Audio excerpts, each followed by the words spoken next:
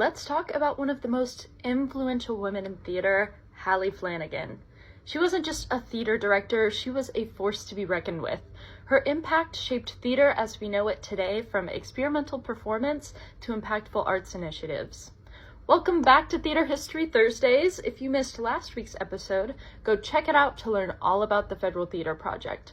But today, let's dive into the life and the legacy of the woman behind it all, Hallie Flanagan.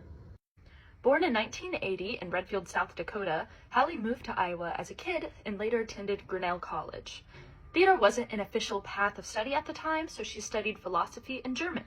She was, however, an active member of the drama club, where she met her first husband, Murray Flanagan. Unfortunately, Hallie faced a lot of tragedy in her life. She lost both her husband and one of her sons to illness. To try to recover from this deep blow, she moved to Poughkeepsie to teach at Vassar College, where she founded the Vassar Experimental Theater. Hallie's productions at Vassar caught the attention of critics and other theater professionals, which earned her a Guggenheim Fellowship. Hallie was the first woman ever to win this prestigious award for theater, allowing her to travel through Europe for 14 months, study experimental theater, and share her ideas for the new American theater when she returned to Vassar. It was this kind of work that led her to being appointed as the director of the Federal Theater Project in 1935. It was a part of Roosevelt's Works Progress Administration, created to put people back to work.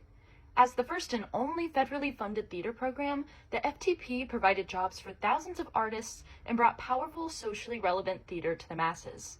But not everyone was a fan. Right-wing conservative congressmen organized to bring it down.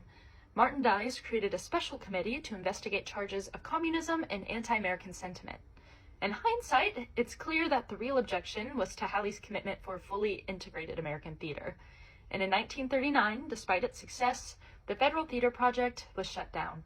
Still, Hallie persevered. That same year, Vassar officially recognized theater as its own department. She later moved to Smith College, where she founded another theater department and continued to teach until her Parkinson's diagnosis forced her to retire in 1955. Hallie Flanagan's leadership of the Federal Theater Project fundamentally transformed American theater, bringing shows to every corner of the country, developing skills of thousands of theater artists, and introducing radically new forms of experimental theater to the public. New Perspectives is honoring the work of Hallie Flanagan with our production It Can Happen Here, running March 6th through 30th at Culture Lab LIC. Visit our website and find out how to buy your tickets.